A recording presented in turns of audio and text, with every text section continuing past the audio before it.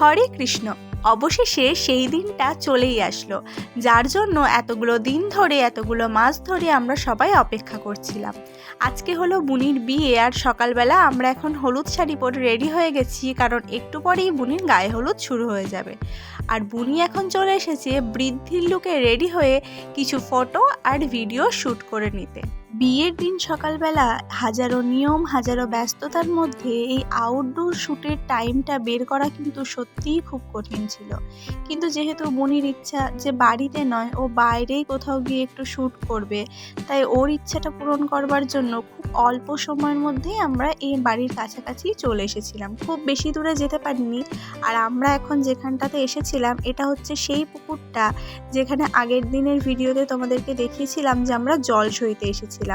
আর এখানে এখন বুনির শ্যুট চলছে, কিছু ফটো ক্লিক করা হচ্ছে, কিছু ভিডিওর ক্লিপও কিন্তু নেওয়া হচ্ছিল। আর এখানে বুনি ভীষণ বকা খাচ্ছিল স্মাইল করার জন্য, কারণ ও একটুও হাসতে চাইছিল না। তো যাই হোক, মোটামুটি কিছু ফটো ভিডিও শ্যুট তো করে নিলাম। আর তারপর আমরা এখন বেরিয়ে পড়েছিলাম বাড়ি যাওয়ার জন্য। বললামই না, খুব অল্প সময়ের জন্য এসেছিলাম। আর এখানে বাড়ি এসেই এখন তাড়াহুড়ো করে বসে গেছি বুনিকে গায়ে হলুদের জন্য রেডি করতে, কারণ ওইদিকে বরের বাড়ির থেকে গায়ে হলুদ চলে এসেছে আর সবাই বুনিকে দেখার জন্য ওয়েট করছে। আর এখানে বুনিকে সাজানো হচ্ছে এখন যে ফুলগুলো দিয়ে, মানে ওর মাথায় যে ফুলগুলো আমি দিচ্ছিলাম, এই ফুলগুলো কিন্তু কোনো কেনা ফুল না, বাড়ির পাশেই একটা গাছে কিন্তু এই ফুলগুলো ফুটেছিল। কি সুন্দর দেখতে না, একেবারেই সূর্যমুখী ফুলের মতো দেখতে। মার্কেটে যে হলদি সেটগুলো পাওয়া যায় সেগুলো বুনি কেনে নিয়েও পরবে না বলে, তবে গায়ে হলুদের সাথে একটু হলুদ ফুলের কিছু ছোঁয়া থাকবে না, তাই জন্য এই ফুলগুলো তুলে এনে একটু ঘরোয়াভাবেই ওকে সাজিয়ে দিয়েছিলাম।